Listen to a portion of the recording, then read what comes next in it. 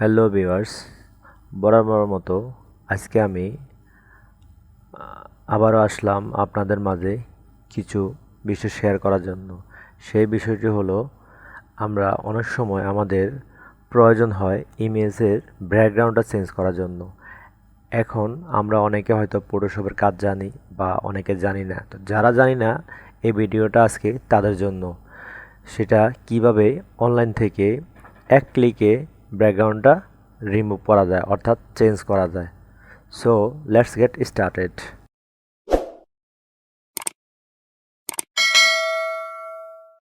সেজন্য আমাদেরকে প্রথমে একটি ব্রাউজার ওপেন করে নিতে হবে।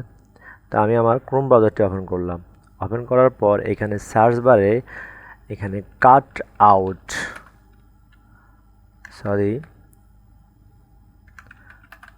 Out pro enter. এখানে আমরা অনেকগুলো অপশন দেখতে পাচ্ছি, তার মধ্যে ইমেজ ব্যাকগ্রাউন্ড রিমুভাল, এখানে ক্লিক করে দিন। এখানে ক্লিক করলে আমরা দেখতে পাচ্ছি এখানে আপলোড ইমেজ আছে, আপলোড ইমেজে ক্লিক করে দিন।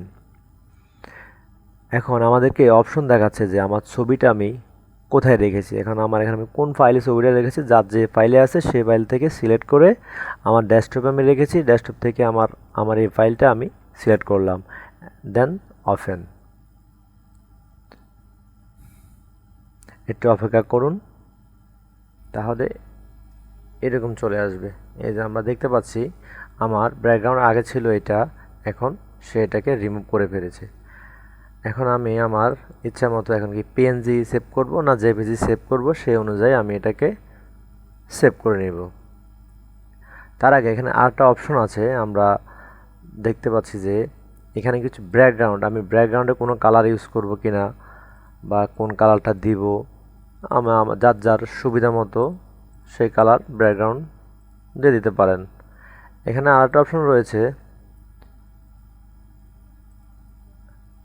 এডিটে ক্লিক করার পর আমরা যে দেখতে পাচ্ছি এখানে যদি আমি কোনো পিছনে কোনো সিনারি বা কোনো জায়গার ইউজ করতে চাই, তাহলে এখানে অনেকগুলো অপশন আছে, অনেকগুলো ছবি আছে, আমরা যার যেটা পছন্দ হয় সেই অনুযায়ী ইউজ করতে এখানে পারতেছি। আরেকটা অপশন আছে যে এখানে যদি এটার মধ্যে থেকে আমার ভালো না লাগে, আমার যদি কোনো ছবি তোলা থাকে এই যেখানে, তাহলে আমাকে আপলোডে ক্লিক করে ডেস্কটপ থেকে ওই ছবিটা ক্লিক করে ওপেন করে দিলে হয়ে যাবে। তা আমি যেহেতু আমার নাই, আমি দিচ্ছি না, অপশনটা দেখিয়ে দিলাম। আর একটা বিষয়, অনেক সময় আমরা ডিএসএলআর দিয়ে ছবি তুললে পিছনের ব্যাকগ্রাউন্ডটা ব্লার করা যায়। তো যেমন এই যে আমি এখানে ক্লিক করলাম, আমার ব্যাকগ্রাউন্ডটা ব্লার হয়ে গেল। এটা উপরে ক্লিক করলে এই যে হালকা হালকা ব্লার, যার যার যেটুকু সুবিধা হয় সেই অনুযায়ী এটাকে ব্লার করে নেওয়া যায়।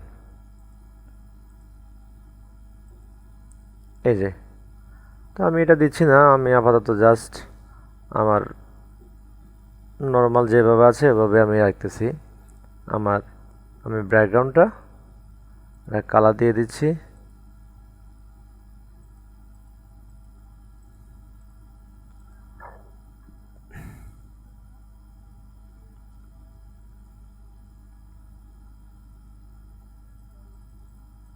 কোনো কালার দিব না, আমি এটা এইভাবে জেপিজি ফরম্যাটে কোয়ালিটি হাই দিয়ে 100% দিয়ে ডাউনলোড।